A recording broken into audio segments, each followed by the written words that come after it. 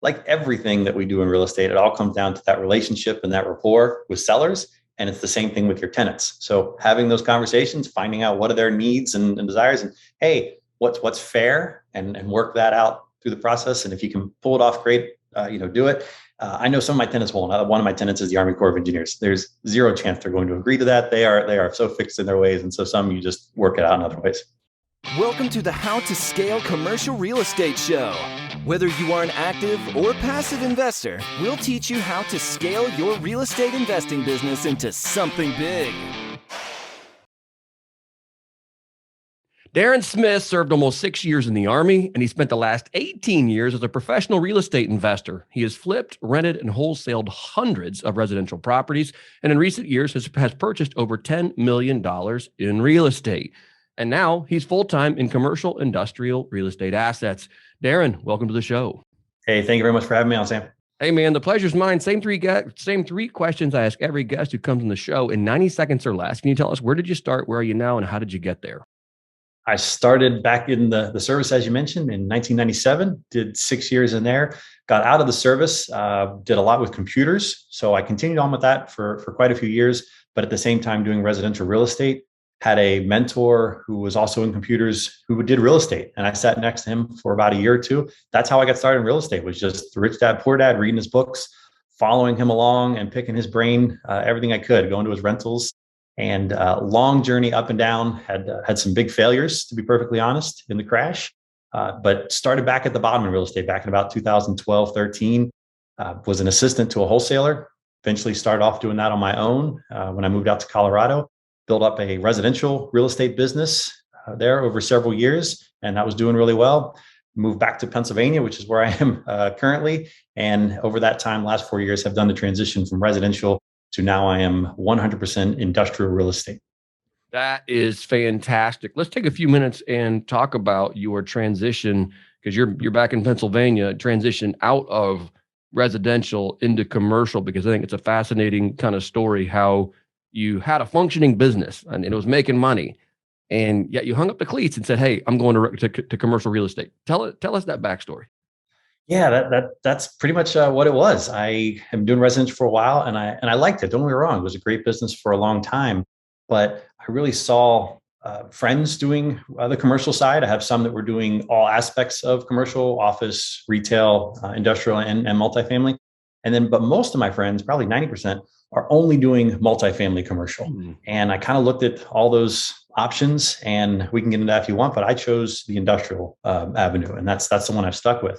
So I've been doing that for a couple of years while running my residential business. Thankfully, I had some awesome employees. They do fantastic work. They allow me to run my business in Colorado while I live in Pennsylvania. And actually, they ran the residential business in Pennsylvania as well. So they ran both sides of the country, and it just didn't take me much time. And so I was able to do both. But as I scaled that up, as I scaled industrial, you just start looking at where you're spending your time, where you're getting your return from, and then where you see yourself. I read a book called Vivid Vision this last summer, and it really spoke to me. It's probably a lot of things your listeners have already heard, but when you really sat down and went through an actual day and close your eyes and think about it, I didn't see myself in that residential space anymore. And so my employees, they've been so fantastic. I knew if they were able to take this and run with it on their own, they practically been running it anyway. Right. I thought, how great would that be for them? So it was a win-win, because it's great for me because now I can focus 100% on industrial. And as we all know, when you do switch from residential to commercial, you basically add a 0 or 2 to every deal you're doing.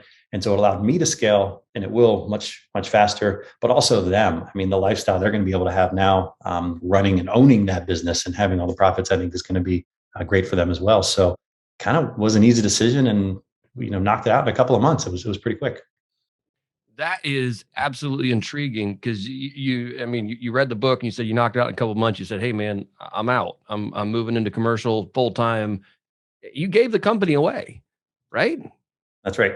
So most people, and this is not, maybe this is the greed monster in me or whatever it is, or maybe just hey, I've put years and years into building this company.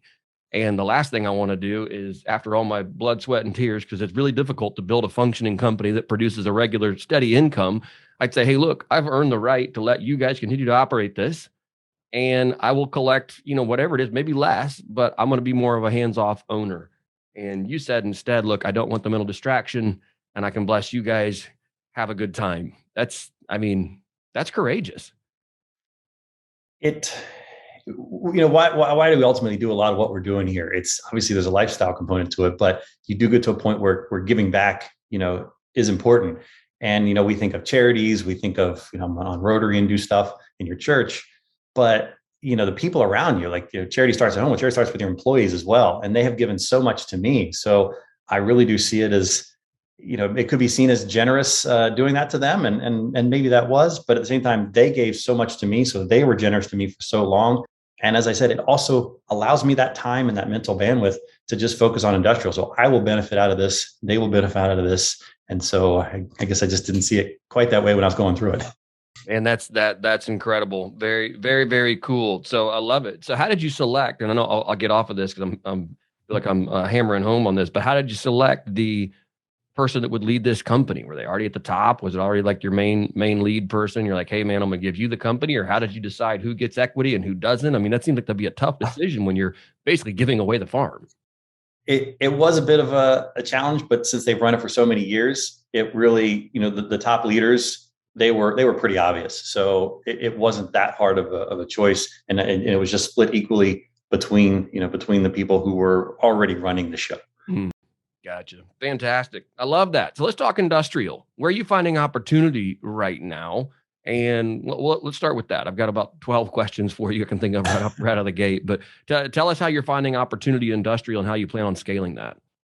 Yeah, that was what was so great about starting with residential is dog eat dog out there. It is so competitive. And I've tried, I've literally spent millions of dollars in marketing on the residential side.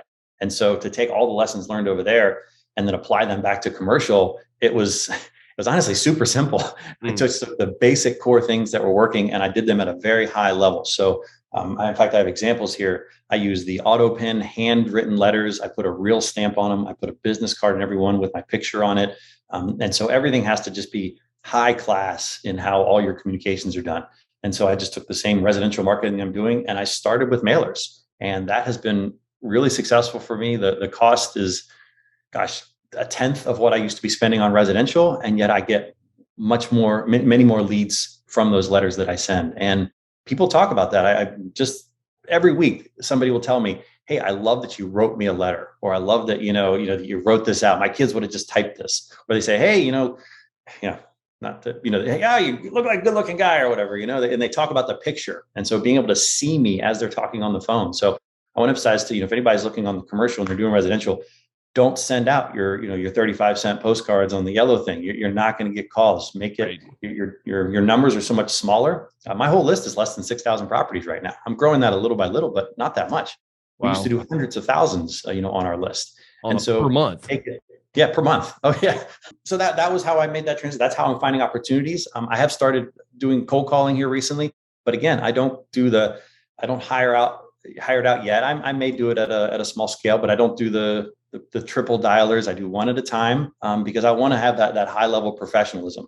I want to do it where I'm speaking with the person and it talks to them, and I have great conversations. I don't get the calls of, hey, take me off your list or worse, as you all know. Right. When people are calling me, it's like, hey, thanks for writing. What's this all about? And it's just, I love the conversations I have with commercial property owners because it's a different level of sophistication. When you talked about why I made that switch as well, I think of the aggravations that we have of closing deals where, you make $10,000, $20,000 and it's just like, oh my gosh, the headaches can drag out for 6 months. And not that industrial doesn't have long closing times. I mean, they can take, 6 months or more. I closed property last year. I was talking to the guy for over 2 years. But when you get to the end of the road, one, your gains and your profits are significantly more. But two, you're dealing with a different level of sophistication and people that they have their lives together for the most part. You're not coming to bail them out of, whatever tragedy that's, half the time self-inflicted. A lot of they're people that have money. I closed a 48,000 square foot warehouse last Thursday, and he had more than enough money. He didn't even need the money from the sale, but I was able to help him with simplifying his life in some ways, getting him an income stream. We did a partial seller finance on this one, so it helped him with some taxes. Just got him where he wanted to be, and just it was much easier conversation. That's fantastic. Yeah, I love that. And the auto pen handwritten letters, is that a machine that you have there at your house or or your office? What do you You subbing Uh, that out, or what does that look like? I don't. I use two companies. I use Open Letter Marketing, which is a great one. That's kind of turnkey. They put the stamp on, they mail it out. I have mine delivered unsealed and without a stamp. I like to put a little bit of a different stamp on. Again, that touch. I think I just ordered a couple thousand with a bouquet on them. Okay. So I use Pioneer Direct, and they mail them to me handwritten, open with no stamp. Yeah, that's super cool. Yeah, and it's funny that the creativity in that, and it's the little tweaks that set you apart, right? When you're doing direct mail, or when you're doing cold calls or things like that. It's like it doesn't take a lot to be different. And I've heard some really interesting stories on this show. I mean, there's one guest who sends a Rubik's cube in a box, and it says, "Hey, let's figure this out," right? So he sends all of his information with a Rubik's cube, and it's let's figure this out. And it's just Love it. like, and he gets calls from it. Like, I mean, I think he's gone so far as to send him a pair of shoes. Like it was some particular deal. It's like, hey, here's a pair of shoes. What, I can't remember what the story was behind that, but it's really unique. Just going the X, and that's not scalable, right? Like it's not scalable, but yet I think it puts you at the front of the line, which is that's where you need to be. So talk to us about the type of industrial you guys are doing. Are you doing manufacturing? Are you doing warehousing, or what are you getting into? For me, it's really, I focus more on the square footage and the zoning obviously has to be right. And then for me, it's location. Location is the absolute most important factor for what I'm buying. As far as what they're doing in the building, it's all sorts of different things. It's general warehouse. One of them is actually mostly office. It was kind of like that flex space. The building and spot. It's a forklift rental repair service. Company. Did a cabinetry making business last year. That was a huge 152,000 square feet building. I did not buy that myself. That was an assignment. So I'm doing both buying and assigning properties. But really anything, as long as the things you're looking for is the location has to be number one. The how the condition of the property, when things have been upgraded, all the same stuff you look at a house, just different terms you have to learn. But really in commercial, it comes down to the tenant. That is absolutely the most critical thing that you're looking at. And that's what banks are going to look at. So when I'm on all my hold properties, I get bank financing for the majority of it. You're just never going to find, cheaper debt. I'm getting 3.5% debt right now, locked in for 7 years. I mean, you can't beat that. Well, let's talk about this. I mean, one of the problems that I see in long-term leases, in triple net leases, which a lot of them imagine that's what you're dealing with, your double net or triple net leases, is that they don't renew, but every 3 or 5 or whatever the renewal periods are. In a time of not hyper, we're in, accelerated inflation. How do you protect yourself in that? So that's an excellent question because you're right. That's very real. And it's something that we weren't having to deal with before. So I'll tell you one way of doing it. And I lucked into this. I inherited the lease that's on the building I closed last week, but it is tied to the Philadelphia Consumer Price Index for all goods and services. So the rent automatically increases every year based on inflation. So if you can get that clause, in your lease, you're obviously doing pretty well, and it's helpful. I do have some buildings that obviously don't have that baked in, and they have, I think, 2.5 or 3%, kind of annual increases. And those, you're right. My costs are definitely going up every single year. But what I'll say is that your costs, like let's say, utilities, if it's a gross lease and you're paying utilities, they're going up significantly. But as your overall intake of the property, it's not a huge part of that income. So let's say your expenses on it are 10%. Well, even if those 10% expenses go up 50% in a year, let's just say some crazy number. Well, really, your expenses on the property have only gone up 5% as a total. Right. And so since my rent on the property went up 3%, I'm either breaking even, so I didn't make any more money that year, or maybe I lost just a little bit. But my principal pay down is obviously still going in the right direction, and my appreciation for the properties in general is going up. So if you look at what industrial is going up, I think nationwide it went up 9% last year, and I think even more the year before. And so I'm kind of baking in appreciation over time that I know when I do have renewals that come up, I'll be able to capture that. But as long as I can ride out through that period, I'm not concerned if I made the same cash flow one year to the next, or maybe lost a small percentage, because I know over time, principal pay down and appreciation will make up for that. Right. Yeah, that's intriguing. How hard would it be to on lease renewal, or how agreeable do you think tenants would be to saying, "Hey, we're tying all our leases now to the Philadelphia Consumer Price Index. I mean, as a landlord and the owner, I mean, that's especially when we see numbers just, I mean, we saw what, 6.7% published, maybe not even the actual, because they don't count the things that all of us have to pay for every day. So it's like, how hard would that be to pull off, you think? Sam, that's a great question. And I just learned about on this. I read that for the first time a couple of months ago, and this is the first lease I have with that. So I wish I could speak more to it, but I can't. What I will tell you is, like everything that we do in real estate, it all comes down to that relationship and that rapport with sellers. And it's the same thing with your tenants. So having those conversations, finding out what are their needs and desires, and hey, what's fair, and work that out through the process. And if you can pull it off, great. Do it.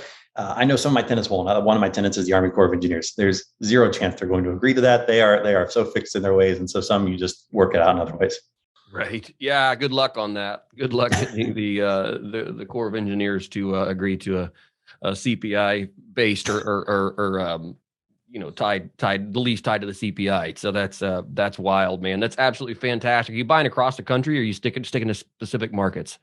I'm sticking to just my market. If I can't drive there in 2 hours, I'm not going to look at it. And I know people that do it both ways. And for me, I get a little bit of ADD, and I need to focus. Like I can't do too many things at one time. My brain just doesn't function that way. So if I'm in too many markets, I want to be the master of where I'm at.